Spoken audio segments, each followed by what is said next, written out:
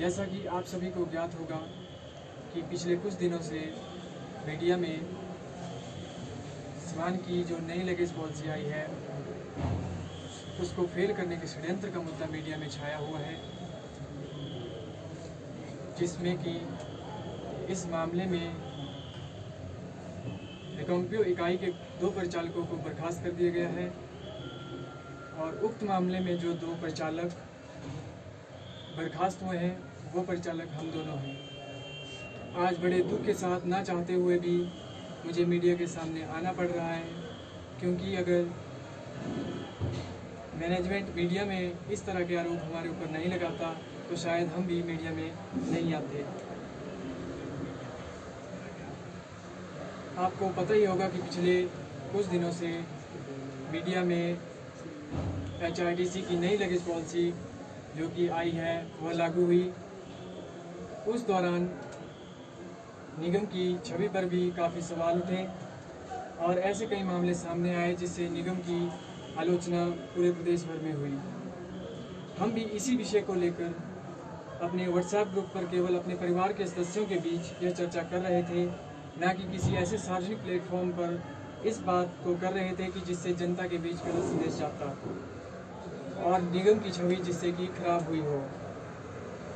उन्हीं चर्चा के आधार की कुछ प्रतिलिपियों को लेकर और प्रबंधन द्वारा उन्हीं को आधार बनाकर हम दोनों को बिना जांच पड़ताल के बर्खास्त कर दिया गया है।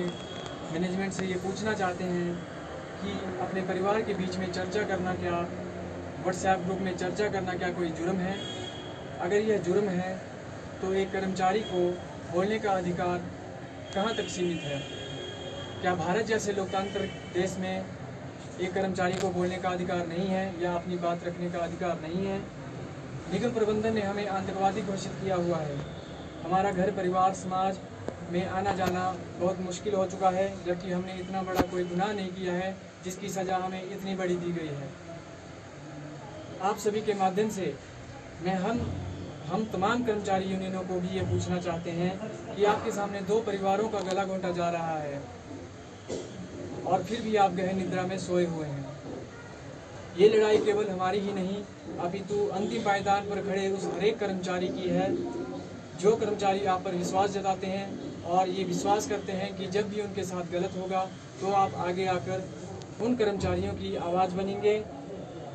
हम याद दिलाना चाहते हैं उन सभी यूनियन के प्रतिनिधियों को जो हनुमान की भांति अपनी शक्तियों को भूल गए हैं, अपनी शक्ति को पहचानो और जो गलत हमारे साथ हुआ है उसके लिए हमारे साथ खड़े होकर हमारा प्रतिनिधित्व करो।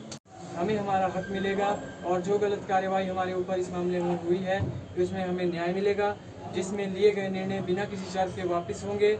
और ये जो सारी बातें मैंने आपके सामने रखी, ये हमारा पक्ष था जो कि प्रबंधन द्वारा ना ही सुना गया और ना ही हमें उतनी तरजीह दी गई कि इन बातों को सुना जाता।